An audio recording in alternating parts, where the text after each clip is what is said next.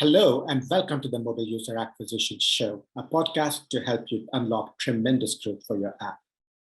My name is Shamant Rao. I'm the CEO of the boutique growth marketing firm Rocket Ship HQ and host of the podcast Mobile User Acquisition Show. In each episode, we feature experts in the field of mobile growth and discuss strategies, tips, and pointers from the leading edge of mobile growth marketing. By the end of each episode, you will have gained actionable and tactical insights that will help you make more informed decisions in your own work around growth. The Mobile User Acquisition Show is produced by Meryl Vincent, Content Marketing Manager at Rocket Ship HQ. Our guest today is Lisa Kennelly, CMO at Fishbrain, an app that hosts a community of more than 14 million anglers around the world. Lisa heads the marketing team at Fishbrain and has been involved in building partnerships with online and offline channels to grow the app. In today's conversation, we talk about what inspired the exploration of partnerships after they had grown primarily via digital channels for a while. We talk about how some of these offline partnerships can actually be more trackable and measurable than digital channels post-ATT. We talk about some of the product changes that are needed to support partnerships, the unique challenges of marketing a mobile app to a mostly outdoor, mostly offline audience, and we talk about what has been a very unique opportunity of introducing e-commerce revenue streams on top of subscriptions. This is a fascinating and wide-ranging conversation. Enjoy. I'm very excited to welcome Lisa Kennelly to the Mobile User Acquisition Show. Lisa, welcome to the show. Yeah, thanks for having me. Yeah, as I was telling you earlier, we've certainly crossed paths digitally, and I've certainly admired from afar a lot of what you've done, a lot of which we're going to talk about today because you certainly have very unique experiences in growing what to the outside world would look like a very niche, very small subculture, if you will. I'm certainly very impressed by everything you've done to grow an app that caters to a subculture and a niche like that. Fishbrain, which you work with just now, very excited to dive into all of that today. Right. So one of the things that you mentioned when we last spoke, Lisa, was that you guys started to look at channels outside the direct response digital channels, Facebook, Google, what have you. What inspired you and your team to start looking at distribution diversity at all? Yeah, so I think there's two reasons for it. One is like everyone else in the mobile space and even outside the mobile space, we've seen our acquisition cost going up. Some of that we can thank Apple for, some of that is just sort of maturity of channels. There's a lot of different reasons, but like at the end of the day, the bottom line is that it costs more to acquire users through digital channels than it used to. So of course, we're always looking at like, how can we improve our customer acquisition cost? I mean, how can we increase our LTV, balancing those two things together? So one thing is just like, we needed to find more cost-effective alternatives to acquisition in addition to the digital ones we're using, but also because Fishbrain is in the fishing space, in the outdoor space, being purely online just felt like we were missing so much of our potential market. Right, because if you go fishing, you have to do that outside, pretty much. Yeah. Other companies in the fishing industry, of course, they're online, but they still use a lot of more out-of-home channels. Like they use radio, they use TV, they use billboards, they use print. Like all of those things are still quite commonly used in our space, and some of them, like they literally need to be out of home because like you are outside. So trying to think where is our potential audience, like where are they and how can we reach them? Where are they used to seeing advertisements for other types of fishing products? So that was the other reason. So it's both an audience fit thing as well as a cost effectiveness thing. Intuitively, that just makes sense, right? If they're going fishing, they're not going to be sitting at the computer and browsing Facebook all day long. So certainly that makes a lot of sense. And obviously, we will talk about some of the different directions your offline efforts took. But I know one of the big directions was offline partnerships. So tell us what offline partnerships look like for Fishbrain. And if you could give some examples, that would be helpful just as well. Yeah, definitely. I don't know, offline is a little bit of a misnomer because like, of course, we're still directing them online. Right, a lot of the acquisition is happening online, but yeah, it's sort of we're not partnering with Facebook in that because we're partnering with other organizations in the fishing industry. So we're thinking of what are all these different touch points that our potential customer, our angler has. Well, they have to buy a fishing license in most of the United States. Almost all, you have to buy a fishing license if you want to go fishing legally. So who controls that customer touch point? Where is that point? And can we be in that customer journey? So that, for example, is one partnership that we have, which is with Aspira, which is a company that provides the software that certain states and provinces use to sell fishing licenses, right? So you're sort of even several steps up in the customer journey the customer's not even aware of. This is purely on the B2B side. But if they're working with the states and they want to say to the states, when someone buys a fishing license, how do you make sure they get the most out of that fishing license so that they buy it again? Because that's how the states get their revenues, from people buying a fishing license. So from the state's perspective, they want you to buy one every single year. Okay, well, hey, if we can provide you with an app like Fishbrain that makes fishing better for you, makes fishing a more positive experience, you can go someplace where you're more likely to catch a fish. We bundle that in with your fishing license sale, or give maybe a discount on Fishbrain Pro as a part of sort of the perk of buying a fishing license from the state. It's a win-win for everyone involved, right? Customer gets happy, state is happy, we at Fishbrain are happy because we're reaching a customer in a different way. So that's an example of one type of partnership we have. We're also having a lot of conversations to partner with all of the different US states directly. And that's usually like their Fish and Wildlife Commission, or whoever's responsible for fishing in the state. And that can be like, let's do a mutual thing where, you mention Fishbrain when you email out all of your, fishing license customers, or maybe they get a deal on Fishbrain Pro. And for us, we're just pretty happy that we get exposure there, right? It's just a marketing channel to us. I think the other point is, how do you measure if this is working? So far right now, we are still in very much a testing a bunch of different types of these partnerships right now. So we're going to see how well they work. Like, it could be that, wow, email marketing, that's the trigger. Or no, it's only banner ads on a state website. Or we don't know yet. But we're just seeing if we think of all of these different communication channels that these potential partners have for us, and we view those as our channels, there's a lot of opportunity there. Let's throw some tests at it and see what works, and then we'll scale it up. Yeah. I think that makes a lot of sense, right? And definitely when you talk about the licenses, everybody that goes fishing has to buy those. So that intuitively makes a lot of sense.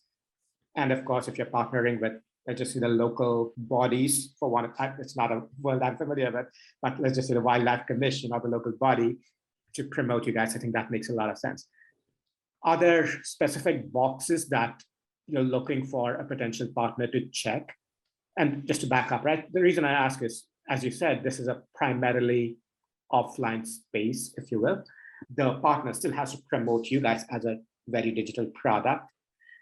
So are there specific boxes that a partner has to check that you look for, or is there the specific criteria that you look at to say, this particular entity, body could be right or maybe not? Yeah, I think right now we're trying to be pretty open-minded because we just don't know what will work and what won't. So we're pretty open-minded. At the same time, though, I'm looking for sort of level of scale. If it's a very small organization, then probably the amount of resources we put in to do the partnership isn't really worth the potential result. So looking at some level of scale, obviously looking at there's a brand fit, making sure that it's something that fits the brand. And specifically, I mean, we could go down in size if it's more of a conservation related or NGO type partner, which is another kind we're looking at now. So, we're happy to partner with maybe a smaller organization, but it's doing something around saving a specific fish species in a specific area. So then that's sort of something we want to support anyway, and support those organizations. Another thing we look at is in sort of the way the partnership is set up. It's not like we're going to do zero a little bit to make some of these partnerships work. If it's oh yeah, we want to white label Fishbrain for you, that's not going to happen. Yeah, which brings me to my next question, which is, it's not always plug and play, right? It's not like you do a deal and get going, right? So there have to be product changes, product customizations to support a lot of these. Can you share examples of what a product change or a product customization could look like? Yeah, so mostly what we've done with the partnership so far is the product changes are to support the sort of ease of the customer journey. So if I get an email via a partner, I should be able to tap on that link and it will take me right to a custom page in the App Store, and then I'll get a custom flow into the app. Right? That's kind of the level we've been focusing on, is that if a partner sends me this, I've never heard of Fishbrain before, I need to have some sort of touch points that it's the partner throughout. So that means we've sort of changed the splash screen and the onboarding, and maybe we set up some custom CRM. So in your first week, your onboarding emails, maybe all the content is the same, but the visual is branded a little different to make it fit the partner. So those are some of the changes we've made. And then just making sure those links are trackable, right? So we could easily do a standard, like, I don't know, fishbrain.com/discount. It's not a real site, but something like that. But then if that gets spread everywhere and it's a really good deal, that's not great for us. So we're like, okay, how can we have, individualized Firebase links that are connected to, user IDs on the partner side? Because often in some of these partnerships, if we do have any kind of like an agreement that like if they send us X users, there's money or something else changing hands, then we really need to track how many that is. And then of course, the other reason we want to track that is we want to see how it performs, right? So we could see a partner could get us like 1 million downloads, I don't know. But if none of them are active and none retain, then like, okay, that didn't work. Versus like maybe it was a really small partnership, but wow, they are just like our best, strongest users. They're logging caches all the time. They're inviting friends, whatever. Then like, okay, how do we get more out of that? Or how do we find more like that one? So it's for tracking, obviously, acquisition at the top, and then of course the retention. Sure. So, seen in a certain light, this could actually be more trackable than digital channels, right?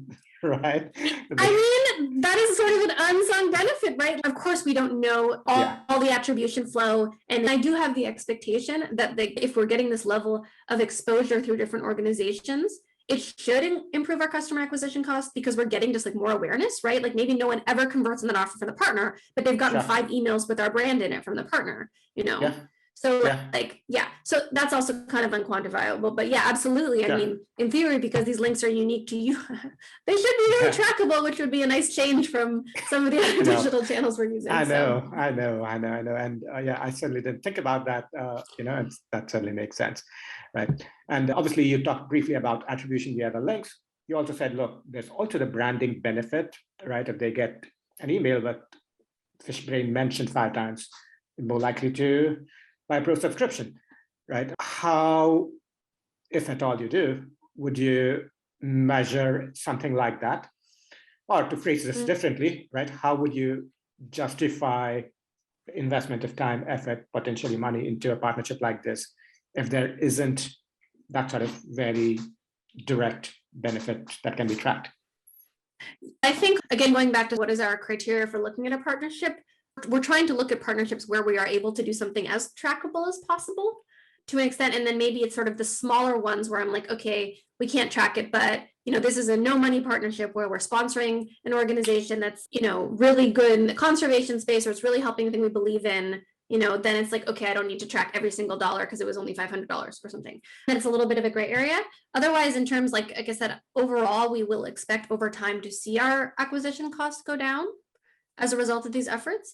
I do also plan to do some kind of survey after the fishing season around sort of like general brand awareness, and also within like, how did you hear about us? Which of course, those are not perfect there, but I think it would be very interesting to compare like, how did you hear about us? So, and I have seen at least a couple of apps use that kind of survey, and that definitely lets them attribute much better than Apple and Facebook let them do. So although I know the classic example is in those surveys, you include an example of a channel you're definitely not using and see how many people pick it, because that happens. That is true. That's happened. Yeah, absolutely. You gave us some examples of these partnerships, right? And oftentimes I imagine these organizations are somewhat big, somewhat large. And let's just say there's one person who's a decision maker who signs off on the partnership. Let's just look at the licensing company as an example, right? So somebody signing off on the partnership, but somebody else has to actually manage the communication to whoever buys the license. Somebody else has to send out the email. Maybe that's a completely different team altogether that you haven't been talking to at the point of time when the deal is being made. So how do you ensure the Fishbrain brand, if you will, is being communicated the way it should be, right? So first, obviously, there's the brand, but also like the nitty-gritty, like the links are getting transmitted, right? The messaging is what you want it to be. So how do you ensure the end user sees what you want them to see? Yeah, I mean, some definitely learning with these partnerships as we've been going forward is that they really turn into cross-team projects. So maybe at the top it's CEO, shake hands, sign the contract, and it's like, cool, we're done. And then it flips to operational side of things. So then it's, it's realizing like, okay, we need to kind of pull in a tiger team almost of like, you've got the project leader, and that can be myself or somebody else in the team. You need to have marketing represented, you need to have product represented, you need to have tech represented. And that's on our side as well as the partner side. right? Yeah. And so like we've actually then, we have to have pretty regular teams with the partner as we're setting up, 1 or twice a week, making sure we're sort of all aligned on those things and just mutual approvals, right? So it's like, okay, like we'll send you some screenshots or, a test flight version of our flow, and they will look and say, hey, this is off brand. Okay, well, here's the thing, like show us your email that you're going to send out to people. So Right. I think so far my experience has been quite good collaboration, because both of these partnerships, we look for some that are pretty mutually beneficial. And so like, within everyone's interest that everything is on brand and we are all supporting the same goals. So, but it's a lot of project management for sure. And that's been something we've looked at, I think, as a company, going forward. And if we are investing more in these kind of distribution partnerships, where do we need to scale up resource wise in terms of personnel? And is it like, do we need more just sort of like project managers for partnerships, like people who just do that? Like, I don't know, it could be. I mean, do we need people on the product team just working on partnerships? Or is it like, once we've built it the first time, we can replicate the model pretty effectively? I don't know yet. Still figuring that out. Yeah. Right. And as you mentioned, I think you notice and realize there's just a lot more tasks and projects involved with just the coordination. Right, I can imagine, right, and I can relate to some of that because I was a part of an M&A where a very small team, we were like a 5% team, we were absorbed by a public company, and everything that we thought we could just walk over to my teammates on the other desk and do, now we had to find a point of contact in the public company, have basically a project management flow, which is hugely helpful, but we just needed to learn all of that. Again, just because that needed to be a different workflow altogether. I know you briefly also mentioned other offline channels other than partnerships. Tell us about what offline advertising channels you've used and how they've been used thus far. Yeah, so last season was the first time we did some radio and billboards, which was, again, hard to measure the impact. Anecdotally with the radio ads, and they ran on like ESPN radio and satellite radio, and we heard from every person we talked to in our target like audience, they all heard our ad many times, so we know it was heard a lot. Again, how does it translate to like the bottom line? A little trickier. We also this year, in terms of some of the sort of partnership sponsorship, sort of that gray area between the two of those, we're doing a few of those where it's like a sort of fishing influencer who also has like a local TV or radio show. So we're going to be like the title sponsor of that. And we, we'll have a code on their website. So it'll be like TV with also a quite online component. So that's one we're trying out a bit more now. And it sounds like you have a code that will hopefully let you attribute at least partially how these are working. Yeah, testing a QR code kind of thing. Yeah. Right. Yeah. And in terms of understanding how much to invest in these channels, how does that decision get made? Is it like a percentage of budget depending on your performance as tracked by the codes? How does that typically work? It's quite a bunch of different ones. I mean, because there's sort of like, we set aside some budget around like partnerships, and we'll invest some money in partnerships, and that's sort of agreed, like this is sort of, and then I look at sort of the potential reach of like, if this, we are a sponsor of this TV show which has this much viewership and we get this much conversion rate, like that seems like a reasonable thing. So we can do that on kind of individual basis. When it comes to maybe like a bigger partnership, like how do we decide to invest in that?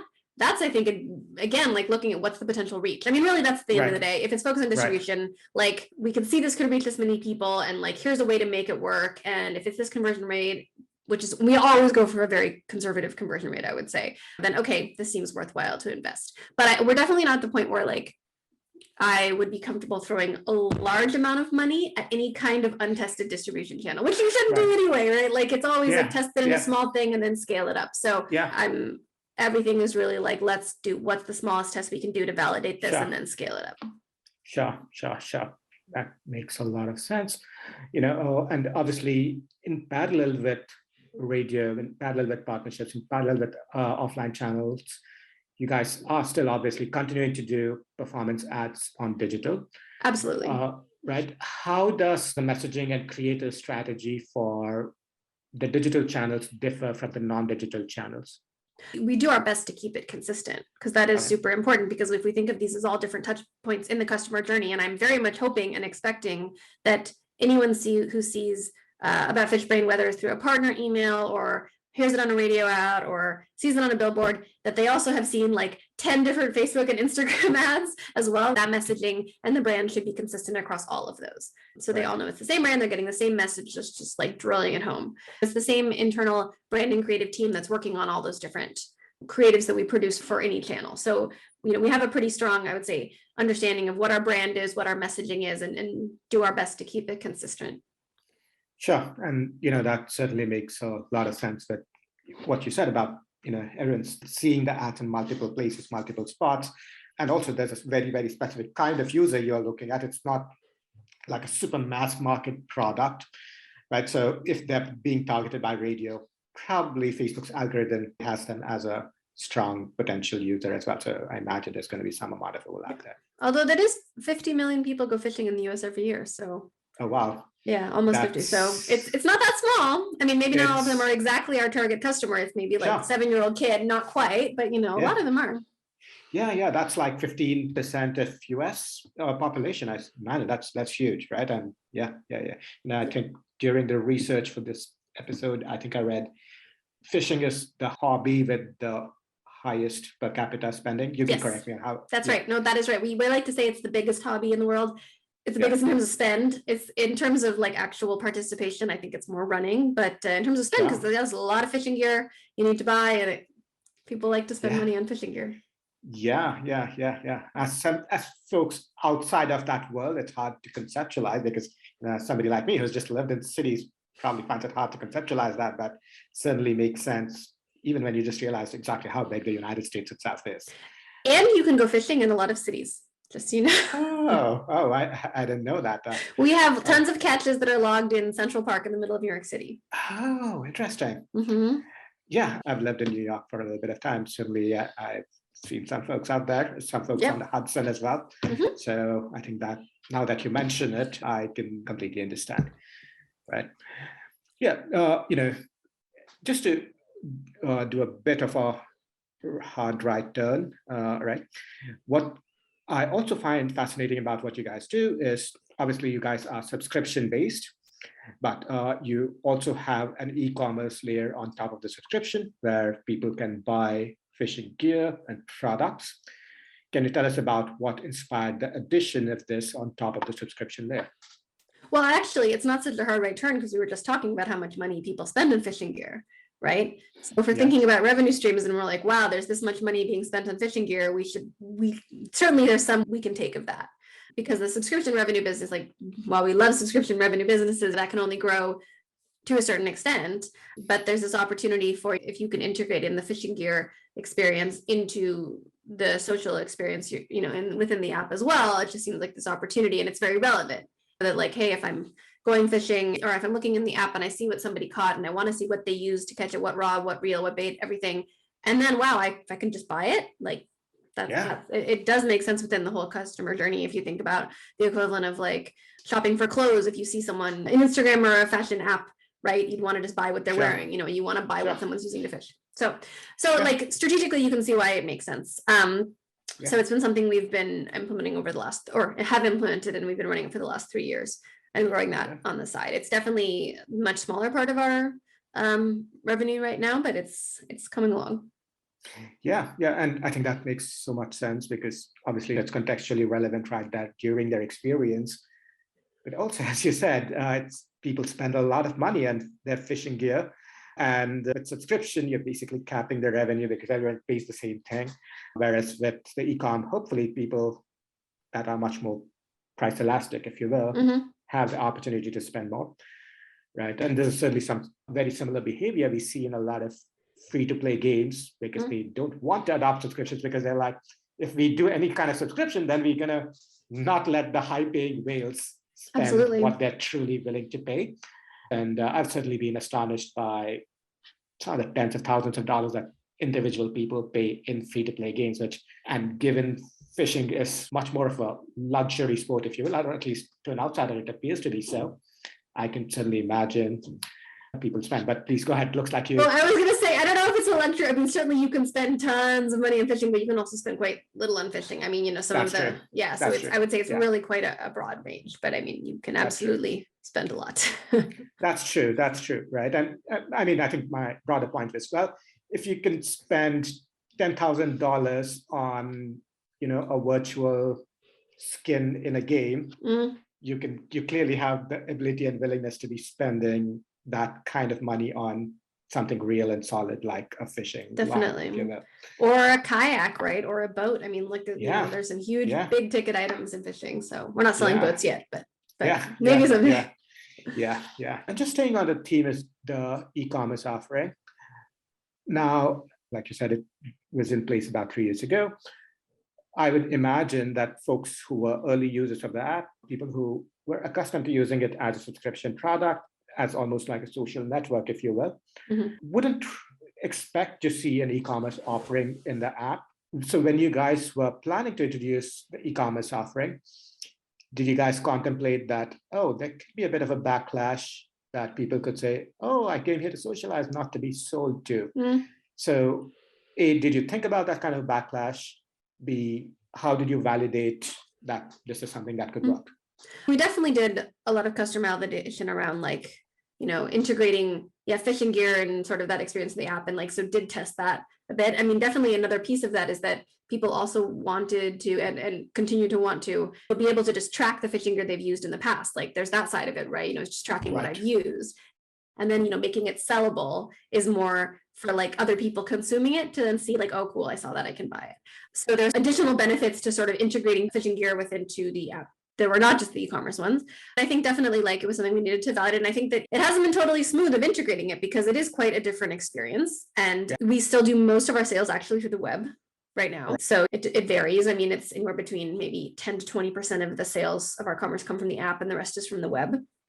Because there's a lot going on in the app. I think, we still have some work to do to really integrate that customer experience, but we are continuing to work to, because it's based on social commerce, which we really do believe in. So we are getting there. I think it's definitely a different customer expectation, but we do see that the users who are pro subscribers are the ones who, spend the most in the app and have the highest average order value and are the best returning customers. So there's definitely something there, but it's on still a relatively small scale compared to where we want it to be. Right. Out of curiosity, in your performance marketing or brand marketing, is there a lot of emphasis now on the commerce layer, or is this more on the community, on the app itself, with the intent that they will transact later? Go ahead. It's a good question. We do talk about all the facets of it, but we sort of shift the priority depending on the season.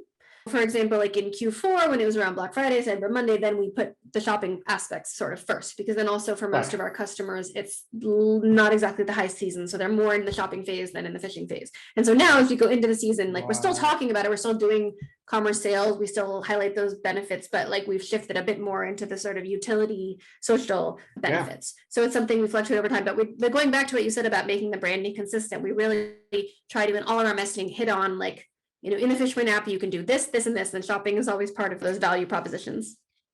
Right. Yeah. And since you mentioned that there's a seasonality, right? So clearly people are not going to be fishing around Christmas or when it's super crazy winter.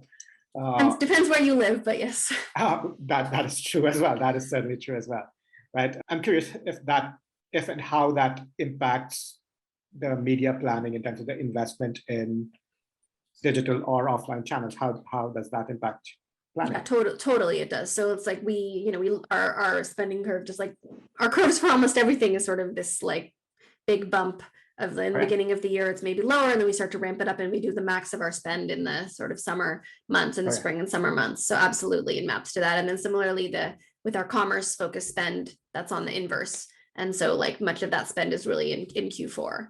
But of course, we're spending all the time. But yeah, we definitely fluctuate it depending on the season. Because there's going to be more demand, right, at certain times of year, but also more competition. So there's a lot of things to consider. Excellent. Lisa, I think we've covered so much ground, so much of which I had no idea about. Certainly a very, very interesting learning experience for myself, and I'm sure it will be the case for our viewers and readers as well. This is perhaps a good place for us to start to wrap. But before we do that, could you tell folks how they could find out more about you and everything you do? Yeah, absolutely. So probably LinkedIn is the best way to find me. You can just search for my name on LinkedIn, Lisa Kennelly. If you're interested in Fishbrain, you can check out fishbrain.com or just search Fishbrain in the App Store or the Play Store. Tell your friend who's into fishing or your family member who's into fishing, tell them all about it. Yeah. Yeah. Excellent. For more And we tips, will link to all pointers, of and that. We'll link to strategies your from LinkedIn, the we'll link to leading edge of mobile Fishbrain user in the show acquisition, notes. subscribe to Now, our thank YouTube you so channel much for right being on the here show. It's or been an check honor. out our blog Thanks on a lot for having me. It's been fun. fishbrain.com/blog.